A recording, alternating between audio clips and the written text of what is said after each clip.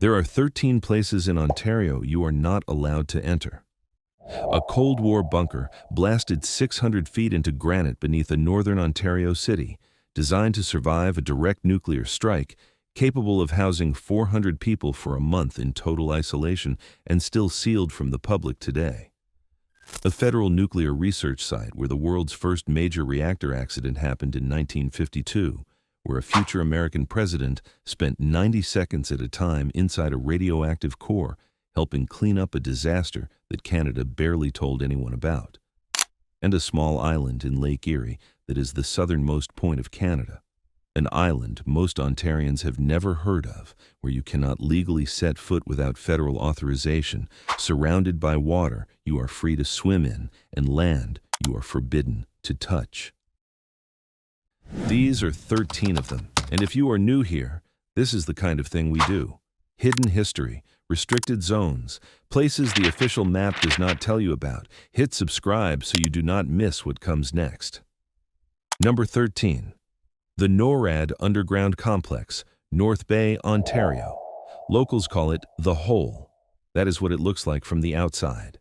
2 tunnel entrances cut into the base of Reservoir Hill at Canadian Forces Base North Bay, leading downward at a grade through 2 kilometers of rock before opening into a 3-story building constructed inside a cavern blasted out of 2-billion-year-old granite. 600 feet of the Canadian Shield above your head.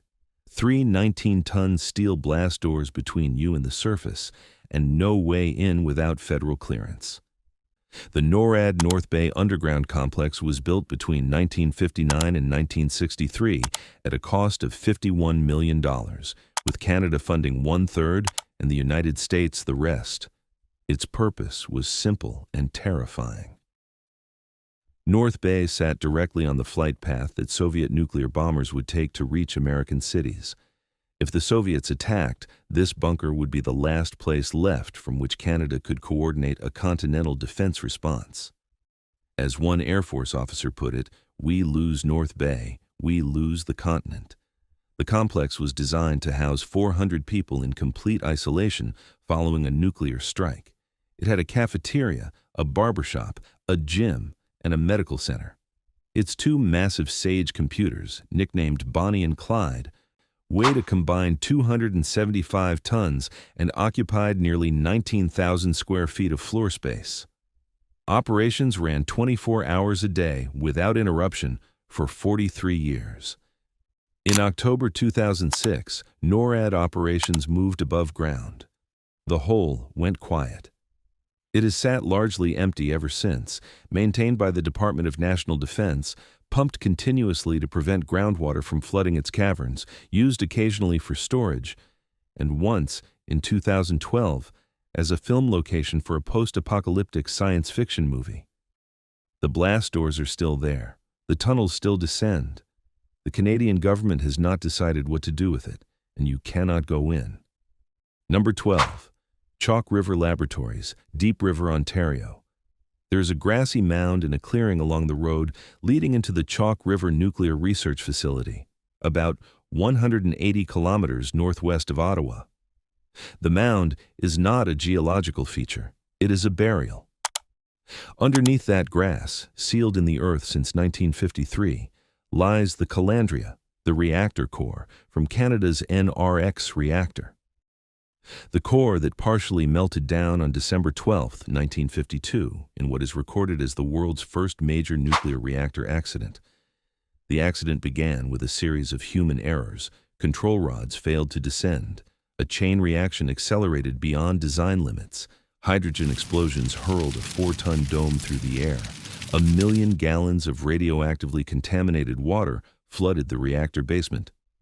It had to be pumped out and discharged into shallow trenches less than 2 kilometers from the Ottawa River. Cleanup required months.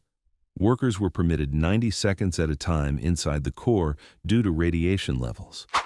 Among them was 28-year-old Lieutenant Jimmy Carter of the United States Navy, a future president of the United States who spent those 90-second rotations inside a radioactive Canadian basement, and who later said he passed radioactive urine for weeks and wondered for years whether he would ever be able to father children. He had 4. 6 years later, In 1958, a second accident at Chalk River involved a burning uranium fuel rod that tore apart during removal from the NRU reactor, spreading radioactive contamination through the entire building and beyond. The facility has operated continuously since. It is a classified federal site. Access requires federal background clearance and authorization. The mound in the clearing has been there since 1953, quietly emitting. Scientists began excavating it in 2022. By the way, if the Jimmy Carter detail just stopped you cold, share this video with someone right now, because that story has been sitting in Canadian history for 70 years, and most people have never heard it. That is exactly why we make these. Number 11. CFB Petawawa, Renfrew County, Ontario. It is the largest military base in Ontario and one of the largest in Canada. 37,000 acres of Canadian shield forest, training grounds, and restricted airspace in the Ottawa Valley, about an hour and a half west of Ottawa. Canadian Forces Base Petawawa has been an active military installation since 1905. It houses thousands of troops. Its training ranges are live fire. Its perimeter is fenced, signed, and actively patrolled. The base is named for the Petawawa River that runs through its southern edge, and the surrounding community depends on it entirely. Restaurants, housing, services all exist in direct relationship to the base population. Civilians do not go in. The river can be paddled past it. The highway runs along its edge.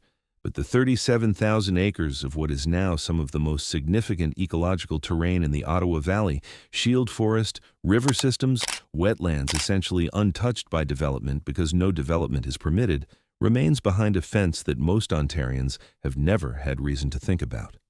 Number 10. Chalk River's neighbor, the Pickering Nuclear Generating Station Exclusion Zone. Durham Region, Ontario. 30 kilometers east of Toronto, within the boundaries of what most people experience as an ordinary stretch of Lake Ontario shoreline between Pickering and Ajax, a legally enforced exclusion zone surrounds one of the largest nuclear generating stations in the world. The Pickering Nuclear Generating Station first came online in 1971. At its peak, it produced enough electricity to power 2 million homes. The reactors sit directly on the Lakeshore. The cooling water intake and discharge systems draw from Lake Ontario. Security fencing rings the entire perimeter and extends into the water. Unauthorized approach by land or water is a federal offense. The plant was scheduled for permanent shutdown and has been operating through a series of extensions. Parts of eastern Toronto sit within its detailed planning zone, meaning the provincial government has an active emergency response plan for what happens if the wind blows the wrong direction on the wrong day. Most residents in those zones have never read the plan. Number 9. Middle Island, Lake Erie, Ontario. If you look at a map of Canada and find the southernmost point, the tip of the country that reaches furthest toward the equator, you are looking at Middle Island. It sits in Lake Erie, about 11 kilometers south of Pelly Island, which is itself the southernmost inhabited point in Canada. Middle Island has been protected as a federal migratory bird sanctuary since 1947. It is a nature reserve administered by Point Pelly National Park. It contains some of the rarest forest in Canada, hackberry and black maple woodland, supporting over 40 nationally rare plant species. The Lake Erie water snake, found almost nowhere else in the country, nests in its rocky shoreline. And you cannot go there. Unauthorized landing is prohibited. The only way to access it legally is through Parks Canada authorization for scientific research purposes.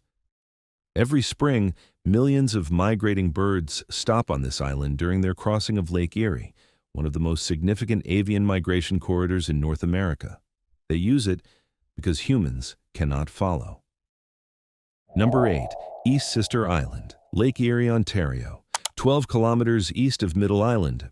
East Sister Island is a provincial nature reserve that has been protected since 1972 and has had no public access since the moment it was designated. It is smaller and less known than Middle Island. Its forests are considered among the most undisturbed in the entire Lake Erie Basin. The island holds the only remaining significant stands of hackberry forest in Ontario. Hop tree scrub communities, blue ash woodland, plant species of national significance growing on a limestone island in the middle of a freshwater sea. No trails, no docks, no authorized tourist access. The island is monitored by the Canadian Wildlife Service and visited only by researchers with permits. From the water, it looks like an ordinary tree-covered island. The trees are some of the rarest forests left in this country. The fence around them is the lake itself. If you are still watching, and the fact that you are tells me something, hit that like button right now. It takes 1 second, and it is the single best way to help this video reach the people who need to see it. We are going into the places most Ontarians do not even know exist. Subscribe if you have not already. Let us keep going. Number 7. Lower Bay Station, Toronto, Ontario. Bay Station on the Bloor-Danforth subway line is one of the busiest platforms in the Toronto Transit Commission network. Below it, reached by stairwells that were bricked over in 1966, an identical platform sits in near total darkness.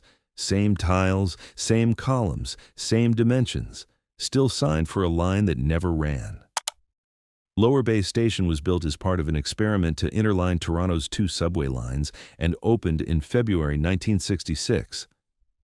The WIE junction system that connected the lines immediately caused cascading delays and passenger confusion. 6 months later, the TTC shut the experiment down and sealed the lower platform. In the decades since, it has been used for crew training, equipment testing, and extensive film production, appearing as New York, Chicago, and Washington in dozens of films and television productions. TTC workers who patrol the tunnel stretch below Bay Station have reported, informally and not for the record, that they avoid walking it alone. The platform opens to the public for Doors Open Toronto once per year. Every other day, it sits below the city's feet, unchanged since the year it was closed. You are not allowed down there. Number 6. Camp X, Whitby, Ontario. On a stretch of Lake Ontario shoreline between Whitby and Oshawa, there's a small memorial cairn and a park, a plaque, some interpretive signage, and nothing else, nothing above ground anyway. Camp X was the first secret agent training school established in North America during the Second World War. It was built in 1941 by the British Security Coordination under the direction of Sir William Stevenson, a Canadian intelligence operative known as Intrepid, and operated in direct cooperation with the American OSS and the nascent CIA. Between 1941 and 1944, hundreds of Allied agents were trained here in sabotage, explosives, hand-to-hand combat, forgery, radio communication, and assassination techniques. Ian Fleming visited Camp X and is widely believed to have drawn on his experiences there in creating the character of James Bond. Hydra, the high-speed communications network that ran through Camp X, was used to transmit the intelligence that shaped Allied strategy throughout the war.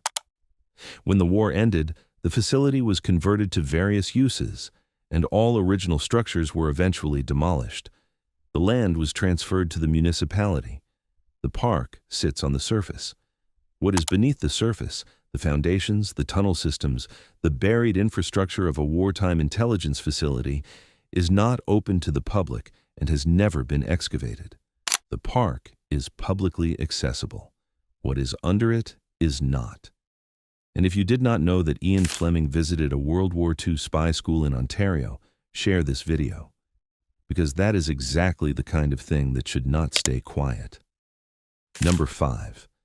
Ojibway Prairie Provincial Nature Reserve, Windsor, Ontario. Inside the city limits of Windsor, surrounded by residential streets, a horse racing track and hydro transmission lines, 65 hectares of land that has never been plowed, sit behind a low boundary that most Windsor residents have driven past their entire lives without stopping. Ojibway Prairie Provincial Nature Reserve is the largest protected remnant of tallgrass prairie remaining in Canada. Tallgrass prairie once covered enormous sections of southern Ontario and the Midwestern United States. European settlement eliminated it almost entirely. What survives at Ojibway is a fragment of a landscape that has not existed at scale in this country for over a century. over 500 species of flowering plants, rare reptiles, species at risk that exist in Canada only within these boundaries. Access to the nature reserve itself is restricted. The trails are in the adjacent city park, not inside the reserve. The reserve is a protected zone. Entry beyond its boundary requires authorization. Most Windsor residents know it exists and have never been inside it. Number 4. The Lakeshore Psychiatric Hospital Tunnel Network, Etobicoke, Ontario. Beneath the Lakeshore campus of Humber College, underneath the classrooms and student lounges, and the converted cottage buildings where thousands of students study each week, a network of underground tunnels runs through the earth connecting every building on the property. The tunnels were dug by patients and staff of the Mimico Branch Asylum, which opened in 1890 and operated for 89 years before closing in 1979. The asylum used them to move patients between buildings in all weather, to run utilities, and to maintain the working farm that surrounded the campus. When Humber College took over the site in 1991 and began converting the buildings to academic use, the tunnels were sealed. Access points were closed. A door in the basement of one building is marked with green tape, "Tunnel Access." The tunnels are opened for public tours exactly twice a year. On every other day, they run beneath the students' feet, unchanged, smelling of damp stone and old brick, connecting a building that is now a lecture hall to a building that is now an administrative office, through a passage that was built by the people who were institutionalized inside them. Number 3. Ontario's restricted islands. The province of Ontario does not advertise how many of its islands are inaccessible.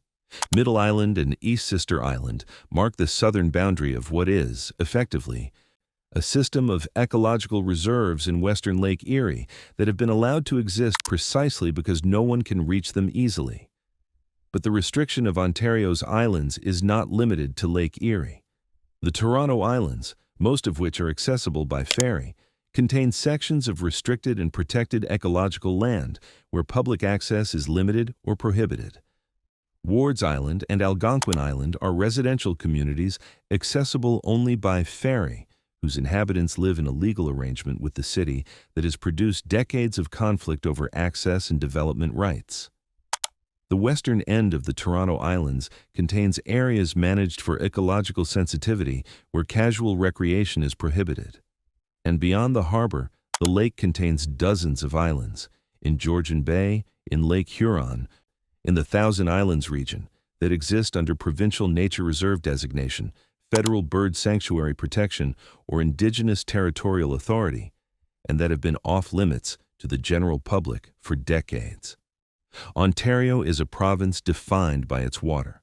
A significant portion of what floats in that water is land you cannot set foot on. Number 2. Ontario's nuclear perimeter.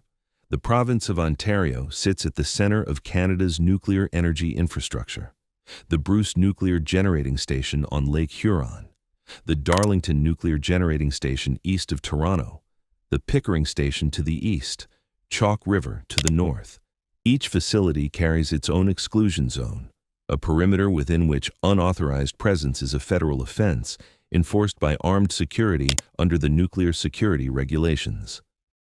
These perimeters are not small. They encompass shorelines, access roads, and in some cases, water bodies. Parts of eastern Toronto sit inside the detailed planning zone of the Pickering Station. The town of Deep River and the community of Laurentian Hills sit inside the detailed planning zone of Chalk River Laboratories. These are not abstract designations. They mean that a provincial government agency has an active, maintained plan for evacuating those communities in the event of an accident. The residents living inside those zones receive annual emergency preparedness guides. Most of them do not read them. The zones exist regardless. The perimeters are enforced regardless. And the decisions about what happens inside them, what is built, what is decommissioned, what is buried, are made at levels of government that the people living closest to them have the least ability to influence. Number 1. Ontario's sealed floor. The province of Ontario has a particular way of dealing with the places it cannot resolve. It seals them, it designates them, it erects a fence, A locked door, a federal security perimeter, a nature reserve boundary, or a layer of soil over a radioactive reactor core. And then it builds the rest of the province around them, on top of them, in parallel with them, as though the sealed thing does not exist. 600 feet below a northern city, a Cold War fortress sits in granite, waiting for a decision about its future that has not come in nearly 20 years. On a stretch of Lake Ontario shoreline east of Toronto, a nuclear power station runs under federal exclusion zones that most of the people who live inside them have never thought to read. Below a college campus in Etobicoke, sealed tunnels run under classrooms through earth that has not been publicly accessible since the institution that built them was shut down for being substandard. And below a busy subway station in the middle of Toronto, an identical platform sits in silence, 60 feet underground, open to the public once a year, sealed for the other 364. Ontario is a province with a floor. Most of what is on that floor, the province has decided, is not for you to see. The places are still there, the seals are still holding, and now you know what is behind them. If this video showed you something you did not know about the province you live in, share it with someone today. Not tomorrow, today. Send it to someone who thinks Ontario is an open book. Tag someone in the comments who needs to see this. Drop a comment and tell us which of these 13 places you would most want access to, because we read every single one.